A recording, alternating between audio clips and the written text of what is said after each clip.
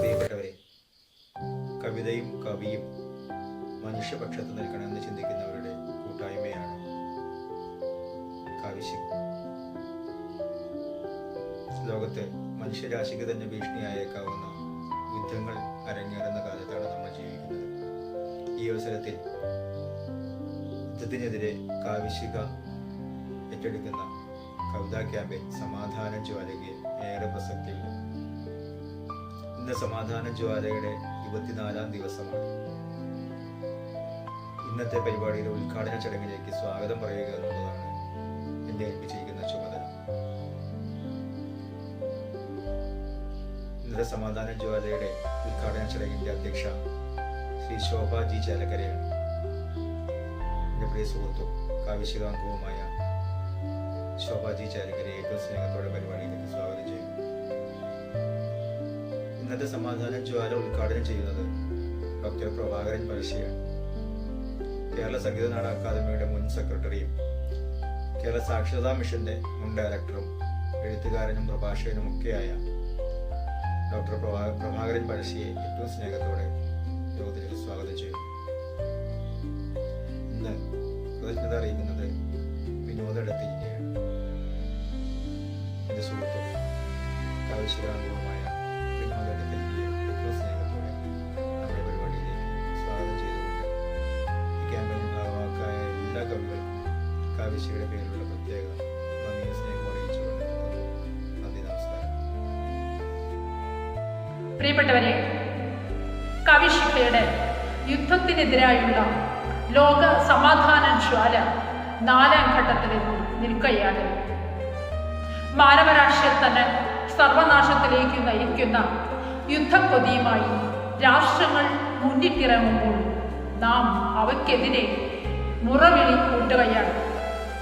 എന്തിനാണ് യുദ്ധം എന്നു നാം ചോദിക്കുമ്പോൾ കൃത്യമായ ഒരു ഉത്തരം തരാൻ ആർക്കാണ് ആവുക എന്നുറപ്പാണ്. യുദ്ധം കൊണ്ട് അവശേഷിക്കുന്നത് ശിശുക്കളുടെ വിലാപങ്ങളാണ്, ഉറ്റവരുടെ രോദനങ്ങളാണ്. അതിനാൽ പ്രിയപ്പെട്ടവരെ, നമുക്ക് ഒന്നായി എതിർക്കാം യുദ്ധത്തെ. ഇനി വേണ്ട വേറൊരു യുദ്ധം. ലോക സമാധാനം നിശ്ചയിക്കട്ടെ. ഇത്തരമൊരു പ്രവൃത്തിക്ക്, ഈ ഒരു സംരംഭത്തിന് ഏറ്റവും മുൻകൈയിട്ടിറങ്ങിയ അല്ലെങ്കിൽ മുന്നിട്ടിറങ്ങിയ നമ്മുടെ രാവുണ്ണി മാഷിനും അണിയറ പ്രവർത്തകർക്കും ഏറെ നന്ദി അറിയിക്കുന്നു.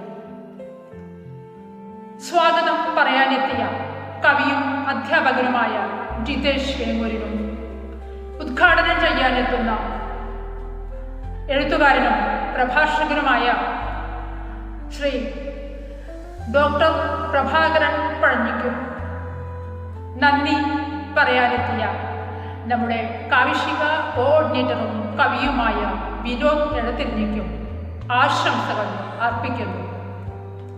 യുദ്ധത്തിനെതിരായുള്ള ഒരു കവിത ചൊല്ലിക്കണ്ട് ഞാൻ അവസാനിപ്പിക്കുന്നു. കവിത: യുദ്ധവും കണ്ണുനീരും. എനിക്കു ചുറ്റും തിരിയുന്ന ഭൂമി, ഇളകുന്നൊരച്ചുതണ്ട്, ഇടയ്ക്കിടയ്ക്ക് കൊഴുക്കുന്നോരിരുട്ട്, കർണപുടങ്ങളിൽ വന്നു മുട്ടുന്നു ലോകവിലാപങ്ങൾ, കണ്ണുനീർക്കടലകൾ നനച്ചുകെടുത്താനാവാത്ത കുടുംബിരിക്ലേശങ്ങൾ. ചോരയെത്ര നുണയണമിനിയും യുദ്ധമേ നിന്റെ വിഷപ്പന്തമണയുവാൻ, പിറപ്പുകളെത്ര ഫലിക്കണമിനിയും കണ്ണിൽ കുത്തും പകത്തിയണയുവാൻ. കാലമെത്ര കവിഞ്ഞാലും കടലെടുക്കാത്ത ദുഃഖങ്ങൾ നിന്റെ പെരും സന്തതികൾ, അനീതി പെരുകുന്ന കൂട്ടക്ഷിതകൾ. അടുത്തു കാണുന്നതെല്ലാം കുരുന്നുവിഴികൾ, വസന്തമത്തമിച്ചതിൻ പാടുകൾ തെളിഞ്ഞു കാണുന്ന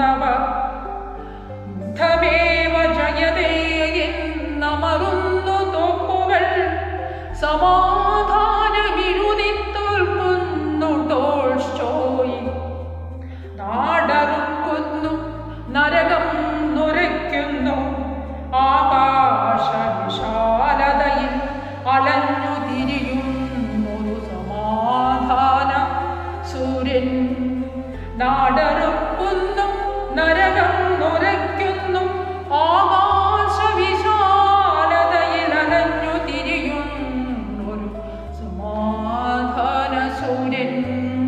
എല്ലാവർക്കും നന്ദി. കാവ്യശിഖയുടെ സമാധാന ജ്വാല 24 ദിവസങ്ങൾ പിന്നിടാൻ പോവുകയാണ്. നമുക്കറിയാം, നമ്മുടെ നാട്ടിൽ ഡെമോക്രസിൻ്റെ വാള് പോലെ ഒരു യുദ്ധം തലക്ക് മുകളിൽ തൂങ്ങി നിൽക്കുകയാണ്. ഏത് ദിവസവും അത് നാടാകെ പൊട്ടിപ്പുറപ്പെടാൻ സാധ്യതയുള്ള ഒന്നാണ്.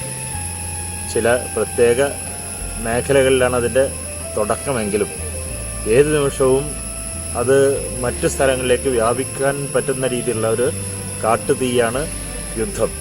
അപ്പോൾ അടുത്ത ലോകമഹായുദ്ധത്തിന് തക്കം പാർത്ത് നിൽക്കുന്ന ചില ശക്തികൾ ലോകത്തിൻ്റെ പല ഭാഗങ്ങളിലുണ്ട്. ഏത് നിമിഷമാണ് ഭൂമിയെ മുഴുവൻ ചാമ്പലാക്കാൻ കഴിയുക എന്ന് ആഗ്രഹിച്ചു നിൽക്കുന്ന ചില കഴുകൻ മനസ്സുകളുമായി നടക്കുന്ന ആളുകളാണവർ. ഒരു യുദ്ധം എപ്പോഴും നാശത്തിൻ്റെ കൊയ്ത്തായിരിക്കും. എല്ലാ യുദ്ധങ്ങളും അങ്ങനെ തന്നെയാണ്. ഒരു യുദ്ധവും സമാധാനത്തിൻ്റെ യുദ്ധമോ നന്മയുടെ യുദ്ധമോ ഉണ്ടായിട്ടില്ല. അത് മഹാഭാരത യുദ്ധം തന്നെ യുദ്ധത്തിൻ്റെ കഥയും യുദ്ധത്തിൽ നിന്ന് അനാഥമാകുന്നവൻ്റെ കഥയുമാണ്, അനാഥമാകുന്നവരുടെ കഥയുമാണ്. അങ്ങനെ ലോകം മുഴുവൻ എവിടെ യുദ്ധം നടന്നാലും ഒരുപാട് അനാഥത്വങ്ങൾ അവിടെ ഉണ്ടാകുന്നു, ഒരുപാട് നാശനഷ്ടങ്ങൾ ഉണ്ടാകുന്നു. പിന്നെ അപൂർവം ചില ആളുകളൊക്കെ അതിൽ നിന്ന് ഫീനിക്സ് പക്ഷിയെ പോലെയൊക്കെ ഉയർത്തെഴുന്നേറ്റ് വരാറുണ്ടെങ്കിലും യുദ്ധം എപ്പോഴും വിനാശകരമാണ്. യുദ്ധമെന്ന് കേൾക്കുമ്പോഴേ നമുക്ക് പ്രയാസമാണ്. പക്ഷേ നമ്മളെന്ത് ചെയ്യുന്നു? നമ്മൾ അടുത്ത തലമുറയൊക്കെ സമാധാനത്തിൻ്റെ സന്ദേശം പറഞ്ഞു കൊടുക്കുന്നതിന് പകരം ചെറിയ കുട്ടികൾക്ക് പോലും നമ്മൾ യുദ്ധത്തിൻ്റെ വെടിവെച്ച ആളുകളെ വെടിവെച്ചിരുന്നതിൻ്റെ ഗെയിമുകളാണ് കുട്ടികൾക്ക് കളിക്കാൻ കൊടുക്കുന്നത്. കുട്ടികൾക്ക് ആളുകൾ ആവശ്യത്തിനല്ല കൊല്ലുന്നത്. നമ്മുടെ യുദ്ധത്തിൽ നമുക്ക് യാതൊരു വിരോധവുമില്ലാത്ത ആളുകളെയാണ് കൊന്നൊടുക്കുന്നത്, യാതൊരു പരിചയമില്ലാത്ത ആളുകളെയാണ്. അവർ കുറ്റം ചെയ്തവരുമല്ല, അവർ യാതൊരു രീതിയിലും തനിക്ക് ദ്രോഹം ചെയ്തവരല്ല. പക്ഷെ അവരെ കൊല്ലുക എന്നുള്ളതാണ് ധർമ്മം. അതുപോലെ കുട്ടികൾ ചെയ്യുന്ന വീഡിയോ ഗെയിമിലൊക്കെ ആളുകൾ വെറുതെ കൊല്ലുകയാണ്. അപ്പോൾ അത് ഭാവിയിലുള്ള യുദ്ധത്തിന് അവരെ പ്രാപ്തരാക്കുന്ന രീതിയിലുള്ളതാണ്. അതുകൊണ്ട് എല്ലാ യുദ്ധങ്ങളും അപകടകരമാണ്. നമ്മൾ യുദ്ധത്തിലേക്ക് കുട്ടികളെ നയിക്കാതിരിക്കാൻ നമ്മൾ ശ്രമിക്കണം. നമ്മളും യുദ്ധത്തിൽ നിന്ന് ഒഴിവാകാൻ എപ്പോഴും ശ്രമിക്കേണ്ടതാണ്.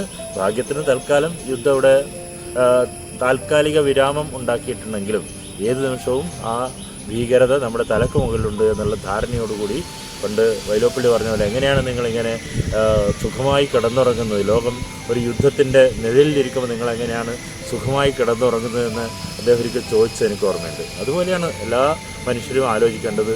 ഏത് നിമിഷവും വരാവുന്ന ഒരു യുദ്ധത്തിനെ പറ്റി, ഭീകരമായ ഒരു യുദ്ധത്തെക്കുറിച്ച് ഭീതിതമായി നമ്മൾ ചിന്തിക്കേണ്ടതുണ്ട്. അത് പുതിയ തലമുറക്ക് പഠിപ്പിച്ചു കൊടുക്കേണ്ടതുണ്ട്.